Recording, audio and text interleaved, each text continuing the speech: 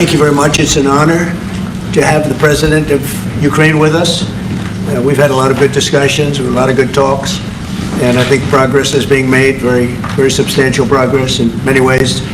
We had a good meeting, as you know, just a short while ago with the President of Russia, and I think there's a possibility that something could come out of it, and today's meeting is very important. We have, I guess, the seven very powerful leaders from Europe, and we're going to be meeting with them right after this meeting, and thank you very much for being here. Thank you so much, Mr. President.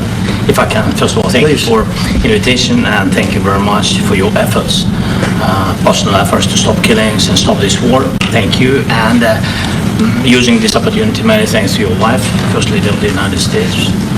She sent a letter to Putin about our children, adopted children, and my wife, she, First Lady of Ukraine, she gave the letter. It's not to you, to your wife. I want Yeah. So we're saying this sensitive topic, yes, please. And thanks to our partners, and that you supported this format, that after our meeting we can have leaders who are around us, the UK, France, Germany, Italy, Finland, EU, NATO, I mean all partners around Ukraine supporting us. Thanks to them, and thank you very much for invitation. Thank you very much for being here. President Trump. Do you think it's fair? Yes, Peter, go ahead. Thank you, President Trump. So, President Zelenskyy, you say in a post on X today, Russia must end this war, which it itself started. President Trump, you say President Zelenskyy of Ukraine can end the war with Russia almost immediately if he wants to. Which is it?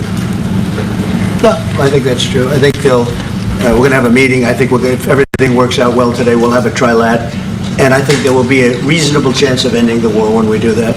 And, is this the end of the road for American support for Ukraine? Is today's meeting deal or no deal? I can never say that. It's never the end of the road. People are being killed, and we want to stop that. So I would not say it's the end of the road. No, I think we have a good chance of doing it. It's been almost 4 years now that a lot of people were killed last week. A lot of people last week. I mean, millions of people killed, but a lot of people last week for whatever reason. A big number, a lot of soldiers, on both sides. And I know the president, I know myself, and I believe Vladimir Putin wants to see it ended.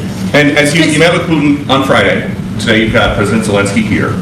As you listen to Russia and Ukraine, which side has the better cards? Well, I don't want to say that. I'm just here to be, look, this isn't my war. This is Joe Biden's war.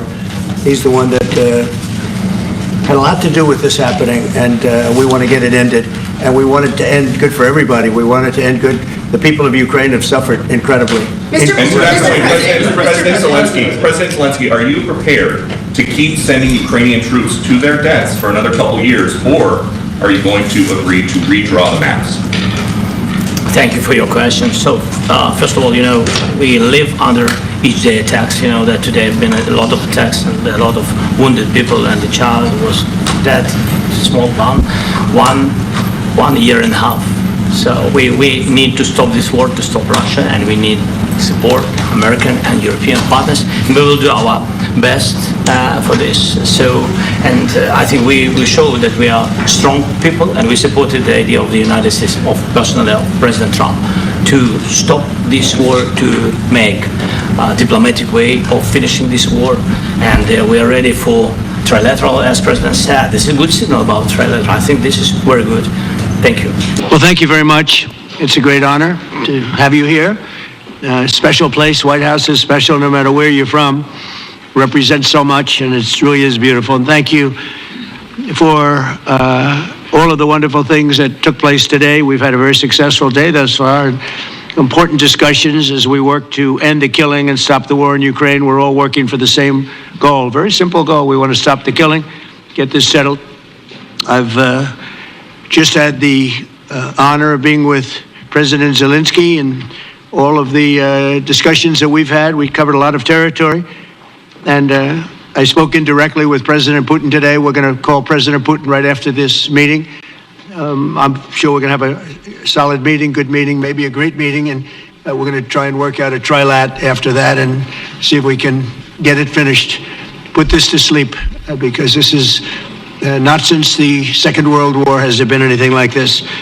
So I'm honored to welcome NATO Secretary General Mark Rutte, who's a great gentleman, great political leader in Europe generally, but now he's the NATO Secretary General, and you're doing a fantastic job. Thank you very much, Mark. Prime Minister Starmer of the United Kingdom, our friend and my friend, and doing really well. And people like him a lot.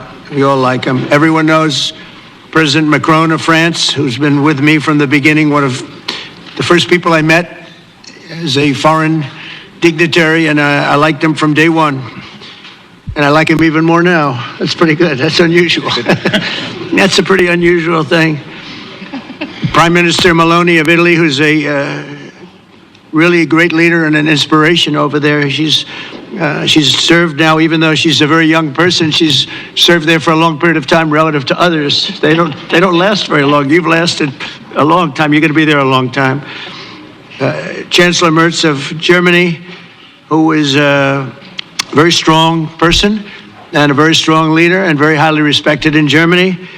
And he's my friend, and it's an honor to have him as my friend. Thank you very much. Very good. You look great with your tan. Where did you get that tan? I want to get a tan like that. That's true. President Stubb of Finland, and he's somebody that, where are we here? Where? I'm right here. Oh, you look better than I've ever seen you look. But you've done a great job, and we wanted to have you here because you're somebody that we all respect. And you've had a lot to do with the success, I think, and the potential success. And thank you very much for being here. We appreciate it.